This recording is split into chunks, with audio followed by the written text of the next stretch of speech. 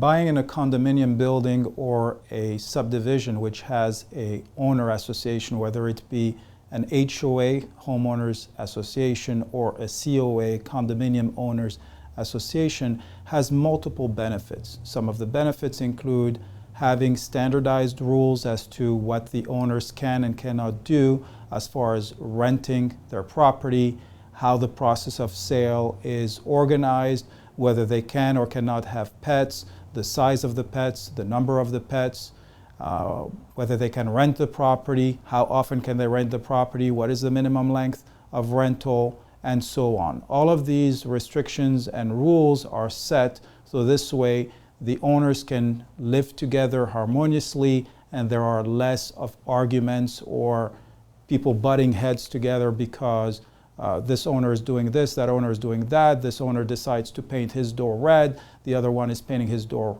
yellow, and whatever other issues that might arise when you live in a community.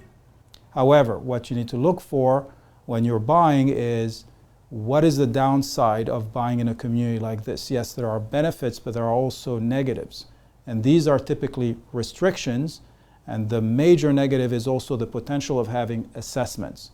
So what you need to do is, before you buy in a condominium or homeowners association, is request the rules and regulations so you know exactly what restrictions and what rights you have as an owner in that association.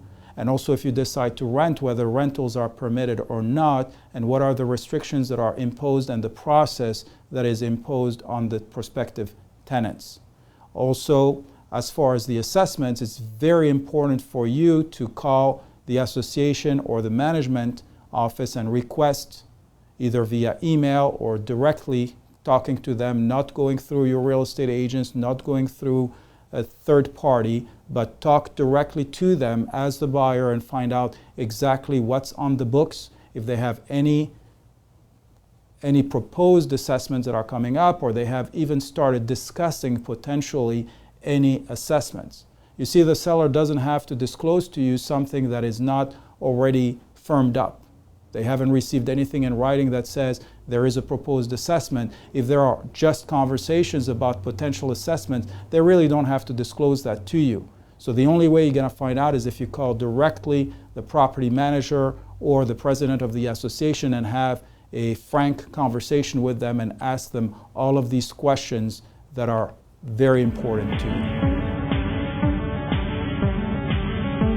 Reviewing the condominium documents, rules and regulations, or the homeowners association regulations and rules is a very important step in the buying process. So you want to make sure that when you write an offer, the offer is subject to you, the buyer, reviewing these documents to your satisfaction.